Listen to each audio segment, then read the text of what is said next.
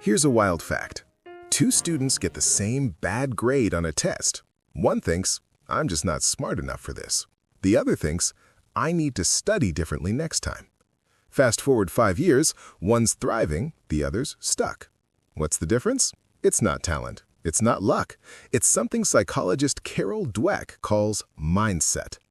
Today, we're breaking down Mindset, the new psychology of success, the book that's transformed how millions of people think about intelligence, achievement, and potential.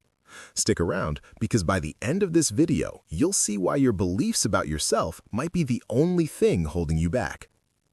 Carol Dweck spent decades studying success, and what she discovered is borderline revolutionary. The view you adopt of yourself profoundly affects the way you lead your life. This isn't some feel-good self-help fluff. This is backed by serious research from Stanford University. Whether you're trying to level up your career, crush it at school, improve your relationships, or just become a better version of yourself, understanding the difference between a fixed mindset and a growth mindset is like getting the cheat code to life. Idea 1.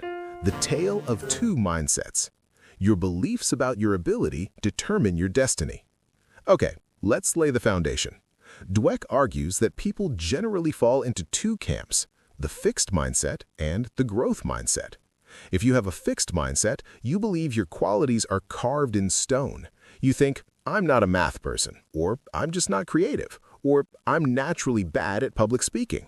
In this world, you constantly have to prove you're smart so you don't look like a failure. Every situation is a test of your intelligence.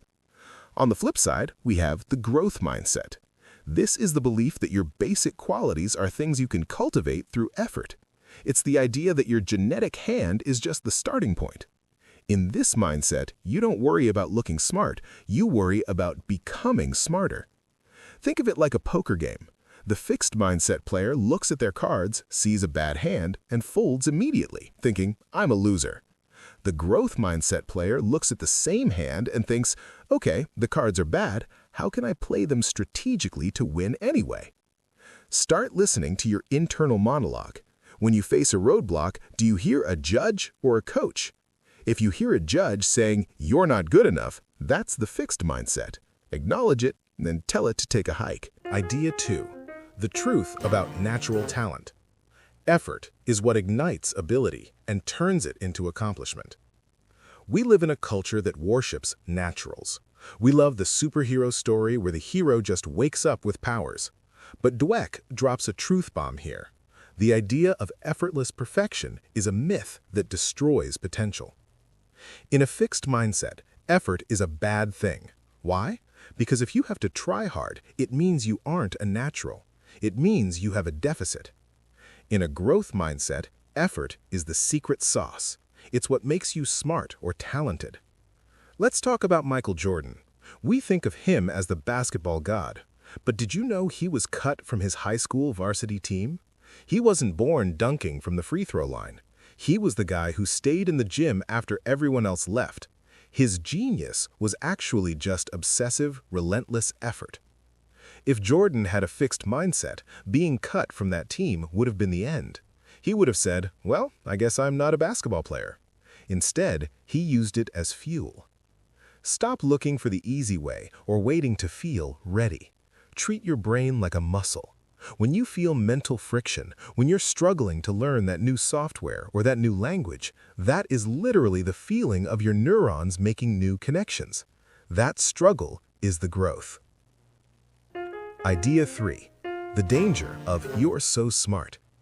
How we praise others and ourselves can trap us in a fixed mindset. This one is huge for parents, managers, and frankly, anyone who interacts with people. We've been taught that to build self-esteem, we should tell people how smart or talented they are. Dweck says, stop doing that immediately. Here's why. When you tell a kid, wow, you got an A without even studying, you're so smart. You are telling them that speed and lack of effort are the goals. You are teaching them that if they have to study next time, they aren't smart anymore. This creates a fear of difficulty. These smart kids eventually stop taking risks because they're terrified of losing their smart label. Imagine two employees. You tell employee A, "Great job on that report. You're a natural genius at data." You tell employee B, "Great job on that report. I can tell you really dug into the research and double-checked your sources." When a harder project comes along, employee A will likely dodge it to protect their genius status. Employee B will tackle it because they know the process is what matters. Switch your praise from trait to process. Don't praise intelligence. Praise the strategy, the focus, the perseverance, and the improvement. Don't say, "You're a great writer." Say, "I love how you rewrote that introduction to make it punchier." Idea 4. The power of yet. A simple three-letter word can change your entire psychological trajectory. This is probably the most famous concept from the book, and for good reason. It's the power of yet. In a Chicago high school, students had to pass a certain number of courses to graduate. If they didn't pass a course, they didn't get a failing grade like an F. They got the grade "not yet." Think about how powerful that is. An F tells you, you are a failure, you're done, nowhere to go.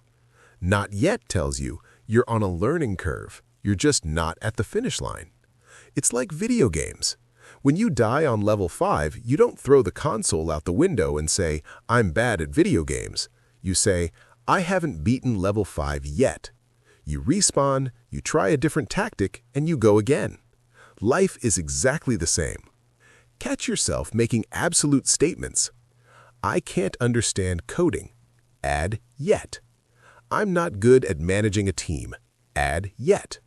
"I don't have a business plan." Add "yet." It sounds small, but it keeps the door to your future open. Idea 5.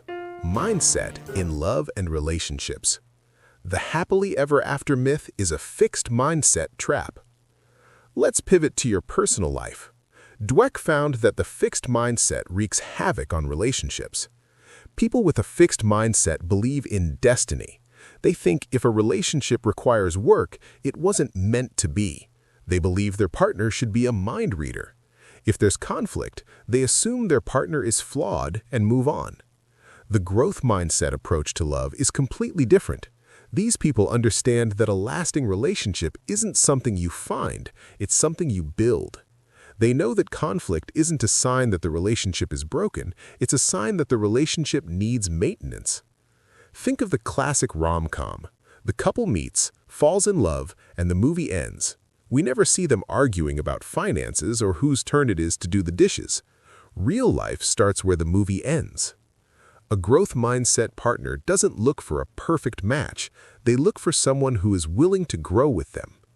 Stop expecting your partner or your friends to be perfect. When you get into an argument, don't think, "This isn't working." Instead, ask, "What can we learn from this fight so we don't have it next week?" Idea 6. The CEO disease. Business and leadership. Leaders who need to be the smartest person in the room destroy their companies. If you want to see the fixed mindset on a massive scale, look at the corporate world. Dweck calls it CEO disease. This happens when a leader surrounds themselves with yes men because they need to feel superior. They hide their mistakes, they blame others, and they refuse to look at data that contradicts their genius. The classic case study here is Enron. They hired the smartest guys in the room. They created a culture where looking smart was more important than being honest or solving problems. If you asked for help, you were weak. The result? One of the biggest corporate collapses in history. Compare that to a growth mindset organization. In these companies, the boss isn't a king, the boss is a resource. Failures are autopsied, not punished. They value learning over knowing. If you are a leader or an entrepreneur, ask yourself, do your employees feel safe telling you the truth? Or do they tell you what you want to hear? Create a mistake-friendly environment. Celebrate the team member who tried a bold new strategy and failed just as much as the one who succeeded. Idea 7. Redefining failure. Failure is information, not an identity. We all hate failing. It stings. It's embarrassing. But the definition of failure changes entirely depending on your mindset. In the fixed mindset, failure transforms from an action, "I failed," to an identity, "I am a failure." It defines you permanently. This is why people stop trying, because if they try and fail, they verify that they are losers. In the growth mindset, failure is just information. It's data. It's a road sign saying, wrong way, turn left. Thomas Edison, when he was trying to invent the light bulb, he didn't fail 10,000 times, he found 10,000 ways that didn't work. That sounds like a cliché, but it's the literal definition of the scientific method. You cannot have innovation without failure. Next time you bomb a presentation or launch a product that gets 0 sales, detach your ego from the result. Don't say, I suck at this. Ask, what was the variable that caused this result? Was it the timing, the preparation, the audience? Analyze the variable, fix it, and rerun the experiment. Idea 8. Changing your mindset. The journey. You aren't stuck with your current mindset. Now, here is the most important part. You might be watching this thinking, oh no, I have a fixed mindset. I'm doomed. Ironically, thinking you are doomed because you have a fixed mindset is a fixed mindset thought. We are all a mixture of both. We might have a growth mindset about our hobbies, but a fixed mindset about our finances. The goal isn't to be perfect. The goal is to recognize when the fixed mindset persona shows out. Dweck suggests giving your fixed mindset persona a name. Call him Critical Chris or Judgmental Judy. When that voice starts saying, you're going to embarrass yourself, you can say, thanks for the warning, Chris, but I'm going to try anyway. The journey to a growth mindset is comprised of 4 steps. Hear the fixed mindset voice, recognize that you have a choice, talk back to it with a growth mindset voice, take the growth mindset action. So changing your mindset isn't like flipping a light switch, it's like going to the gym for your brain. You have to do the reps every single day. But if you do, there is literally no limit to what you can achieve. If you found value in this video, do me a huge favor. Hit that like button. It helps the algorithm find other people who are ready to grow. And I want to hear from you. What is one skill you've always wanted to learn but told yourself you weren't talented enough for? Drop it in the comments below and let's apply the not yet rule to it. Don't forget to subscribe for more deep dives into the best books on the planet. I'll see you in the next video. Keep growing.